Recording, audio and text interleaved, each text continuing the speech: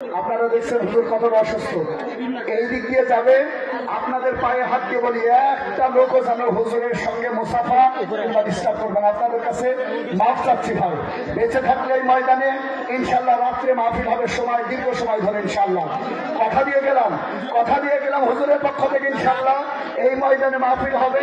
আপনারা দোয়া করেন, আল্লাহ তাআলা সুস্থতা দান করেন। আমি আপনাদের কাছে হাত জোড় করে ক্ষমা চাচ্ছি, কেউ যেন এখান থেকে হাত বাড়াবেন না ভাই, আপনাদের পায়ে হাত দিয়ে বলতেছি ভাই, ভালোবাসা দেখান, দুয়ার মাধ্যমে আল্লাহকে বলবেন। এই সাইড দিয়ে দেন।